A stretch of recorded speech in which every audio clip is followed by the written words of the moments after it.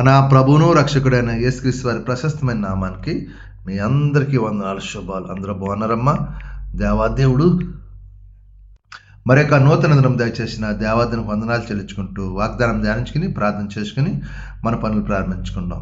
ఈ దినపు వాగ్దానం ఆయన తానే తన శరీరం మందు మన పాపలను మారు మీద మోసుకొనెను. మొదటి పేతురు రాసిన పత్రిక 2:24 మాటలు. ఆయన మన పాపాలన్నీ మాను మీద మోసాడంట ఆయన. కాబట్టి మన పాపాలను విడిపించాడు, మనకు స్వస్థ కలిగించాడు. లేకపోతే మన పాప క్షమాపణ లేదు. ఆయన పొందిన దెబ్బలు మనం స్వస్థ పొందుకున్నాం.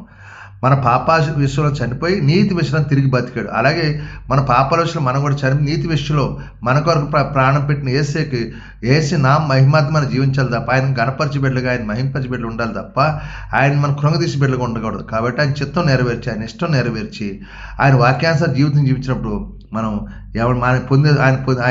ఆయన చేసిన త్యాగము వ్యర్థంగా పోదు. కాబట్టి ఈ వాగ్దానం ప్రార్థించండి. దేవుడు చనిపోయి నీతి విషయంలో చనిపోయాడు. మన పాపలు కొండగానే ఆయన నీతిమంతుడు కాబట్టి మనల్ని నీతిమంతుడు చేయుటకు మానవ మీద మన పాపాలు మోసి మన పరిశుద్ధులుగా చేసి ఆయన రాజ్యానికి వారసులు ఉండేలాగా దేవుడు సహాయించాడు. కాబట్టి ఆయన పొందిన దెబ్బలు మనందరికి స్వస్థ. కాబట్టి మనం ఇప్పుడు ఎప్పుడైనా ఆయన పొందిన దెబ్బల వల్ల మనకు విడుదల కలిగింది, స్వస్థ వచ్చింది. దేవుడు కార్యం చేశాడు. ఈ వాగ్దానం ప్రార్థన చేయండి. దేవుడు మిమ్మల్ని కుటుంబాలు బహుగా దీవించి ఆశ్రయించును గాక. ఆమేన్. ఈ సమయంలో మీ కొరకు ప్రార్థిస్తారు. మీరు కూడా నాతో ఏకీభవించండి. ప్రార్థన. సర్వాధికారి మహాగణుడు పరిశుద్ధుడు కృపగల తండ్రి, కనికరపు ఉండని వందనాలు. ఇదిగో ప్రభా తండ్రి, మరొక నూతన దినం దయచేసి దినమంతా రెక్కల చాటును భద్రపరచండి, కాచి కాపాడండి, దీవించండి. మమ్మల్ని మా యజమానులతో సమాధానపరచండి. మా చేతి పనులు దీవించు.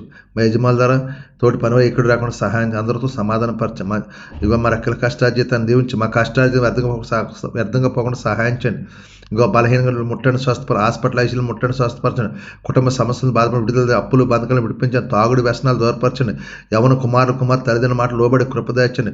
గర్భాలు ఇచ్చిన నార్మల్ సహాయం, ఈ రోజు పుట్టినరోజు పెళ్లి రోజు జరుపునట్లు దీవించి ఆశ్రయించి కృప చూపించి ఇదనమంతా రెక్కలతో మమ్మల్ని మా సంఘబిడ్డలను కాచి దాచి కాపాడు.